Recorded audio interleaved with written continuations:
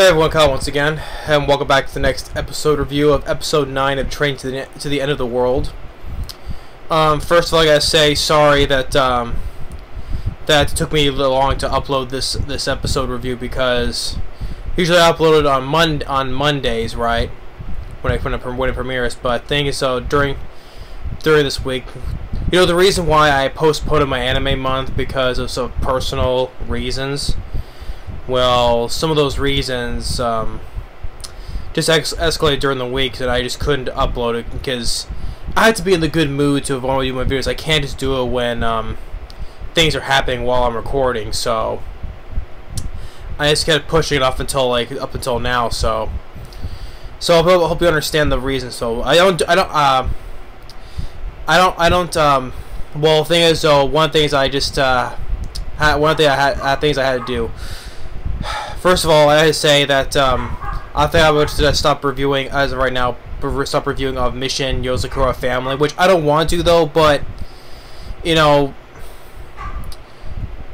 it's been with stuff that's happening in my life right now, and just doing 2 videos of during that Sunday, and it's been weighing on it.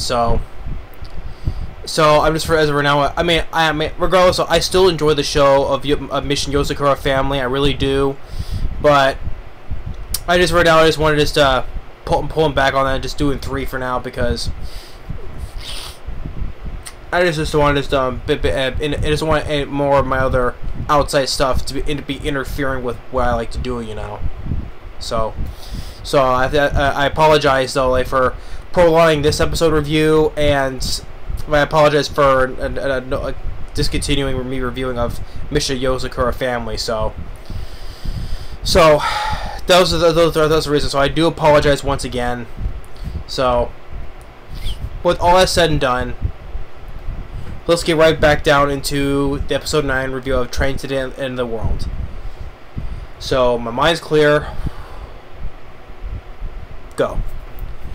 So I would say this has been the best episode I've seen yet, because we finally get to go what's been going on with Yoka, right? We finally get to see what's been going on with her ever since she pressed the 7G button, right? And Ibukuro is still messed up as when it got started. Ever since she pushed the button, when she pushed the button, this whole city got fucked up. And it still has remained fucked up, basically. Now, why do people, when our cast is saying, "Hey, beware of the Witch of Ibukuro," right? Which, you know, they established that it's her, right? So, wonder what's going on with her. Why should we call it that? Well, we see here she's waking up, and for most of the time she's just basically, I don't want to say hypnotized or in a trance, right? That's what she appears to be. Like, she doesn't remember anything. She doesn't remember it because we have this guy, this bald guy. He might as well be like Mr. Clean, right? He looks like Mr. Clean, but in a black, like Mr. Clean, aka Men in Black. And for those people that wondered, people have been pointing out, this bald guy, it turns out he was the Crow from the beginning of from the start of the series. When Yoka pressed the 7G button, there was this crow that was standing pretty much above her, and I did not know that crow got turned into a human, which I did not know about. Which I'm like, really? That's the crow? That's a crow? I'm like, how was I supposed to figure that out? But yeah, I guess that crow that human was that crow that we saw at the beginning of the series. So yeah, but he's a guy, but he basically is following that guy, the guy who made Yoka press the 7G button, right? The guy in the gray suit. He's still normal. He hasn't been changed or anything. He's still normal, and they're basically telling her what's she doesn't remember anything. Like when she mentions her hometown of Agano. Like when the guy, the bald I'll just call him Mr. Clean, because that's what he is. He looks like Mr. Clean mentions the name, and she's like, "Oh, why do I remember that?" And the guy, the creator, basically the creator of 7G, is shushing the guy up. It's like, hey, don't say that, right? Basically. And she's asking all these questions, you know, why is it like the way it is? And the guy is telling her, it's like, oh, this is normal. This is how it was, right? Basically, the guy is telling us, Mr. Clean and us, the audience, like, hey, 7G screwed up, you know. We're just gonna wash our hands of this, right? And I'm not gonna take no blame for it. 7G is not a failure. That's what he's basically saying. And he's telling Yoka basically all these lies. Oh, this is normal, you know, and this is how it is. It's nice, isn't it? And one weird scene is where when they're eating, right? Eating like curry or something like that. Mr. Clean, okay. He's standing on a chair that's stacked on a table. So the table and the chair is on top of the table, right? And he's standing on the chair. He's standing on, and he's like basically 9 feet up, and he's pouring a cup of tea way down where the teacup is, all the way down at the bottom where this other table is. I'm like, why is he standing on top of a chair and a table to pour tea all the way down from there, right? I'm like, I know how weird this show is. You know, it is getting far more weird for me. But it's fun. I can't help but laugh at the same time because it shows how this world of this show is, right? And so then we get a taste of why she's called the Witch of Ibukuru. Because they're walking, right? And oh, by the way, imagine Mr. Clean, the bald guy, Men in Black. He's called Poochie because remember the dog that she had with our main characters, right? Well, we said we had a dog, and he's like, "Oh, I'm your Mr. Poochie now. You can call me Poochie." So that's right. So yeah, Poochie. So they're walking. The three of them are walking down the messed up street of Ibukuru.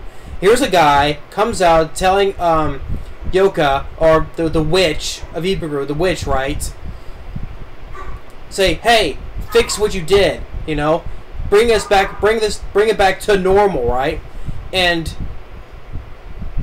Yoka's like, this is no, basically, because she's being manipulated by the guy, right? She's being manipulated by the 7G guy, and saying this is normal.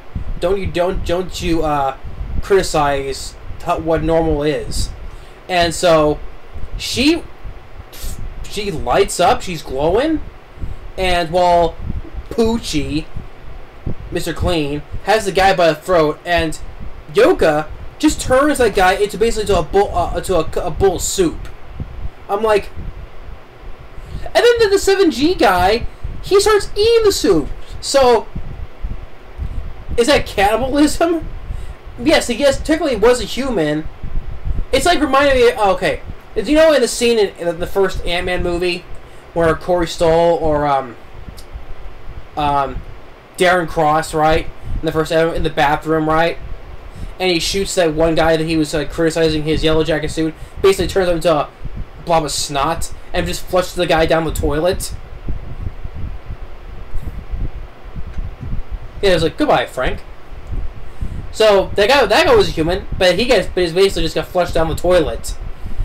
Although he wasn't eating the guy because he was slime, but he basically just flushed a human down the toilet, basically like that, though. And then, but here, a guy who was a human now is turned into a bowl of soup. Now the 7G guy is eating it. So in a way, I'd probably say it is cannibalism, although maybe say not or no, but I look at it as cannibalism because that guy was human originally. I'm like, this is just this. I don't know how much more of the weirdness of the show I can take, right? But here we go. We get into the reason why she's called the Witch of Ibukuru. Because other people who are other normal people that try to fix this back, get us back to normal, fix the way what you just did, and basically you criticize her saying about this is normal, you can't say that. She glows, and she uses some sort of power and turns that guy into soup. And the 7G guy eats it. So basically, it's like cannibalism, but yeah, you can technically say the guy was human originally, but if he was human originally, then he's eating. I would kind of criticize that it is cannibalism in a way. That's how I would see it. So yeah, I mean, and then Poochie, which that's the name if I repeat myself, because remember Yoka had the dog Poochie right before, right? So that's what the Men in Black, Mr. Clean, is calling himself Poochie. I'll be your Poochie. So, and then we cut back. So we get that this really dark first half. And then we get to the second half where all of a sudden now it's like from going dark to light instantly. You know, dark moment to light moment, right? Where they're driving through, this valley of mountains, or a valley, whatever, with mountains, and they encounter the hermit in that swan boat they did from before. I'm like, okay. And it turns out the map they gave him originally, he was right the whole entire time, because to them he thought he was crazy because of the drawings. Oh, this is a map? Because it's just drawings, right? No. It shows all the stops they went to. Each stop had a picture of a symbol of what they encountered. Like their first stop, like is their home, right? As an animal face, right? Because adults are animals. Second stop, mushrooms on it. So that would means that they encounter the mushroom people. One stop, it shows miniature people, meaning the miniature village. So each stop they went to has a symbol of what they encounter. So the guy was right the whole entire time. But they just didn't believe that because they thought he was just crazy. He's like, oh, this is a map, you're crazy, right? No, the guy was right the whole entire time. I'm like, jeez. So, and they're wondering about what's going on with Ibukuro, and to mention about Yoka, you know, being called the witch queen of Ibukuro. So they're wondering what has happened with her. So they're going to go try and find out. So basically, they thanked the guy. Basically, they gave him some supplies before he went on their way, right? So, although, and they gave him a new fresh map, but it's like basically the same thing, you know. So, and they're just going to wonder what's going on with her, what's happened to her. Which I can't wait to see the confrontation between them, especially with Shizuru and Yoka, because, like I said, if it wasn't for her criticizing her dreams, her goals, she would have left. So I'm just thinking that Shizuru is probably going to have to apologize to her for what she did, you know, but, well, wait on seeing that, but I can't wait to see the confrontation. And so, and then while it's about the end, back at the Ibukuro, the 7G guy, right, is telling Poochie that he hears from other people that her friends are on their way. So they're going to try. So he is going to try and stop them from making that happen, because the guy, he's like you know, after he's washed his hands as if they're not taking no blame for it, but he wants to make things stay the same, right? So they're going to try. He's going to try and stop them from reaching Yoka, which I just can't wait to see how the last few episodes are going to happen, you know, because it's getting really good, you know, and so this is why I think this has been the best show of this season. As much as I like Kaiju number 8 or Go Loser Ranger, even though I'm stopping about Mission Yozakura Family, as over top that is, but this show with its story and all the craziness that's going on, the characters, I would say yes, the Train to the End of the World has been the best one I've watched this season. As much as the other ones were great too, you know. But yeah, I can't wait when they finally reach Ibukuro, when they finally get a chance to meet with Yoka. What's going to happen? I have no idea.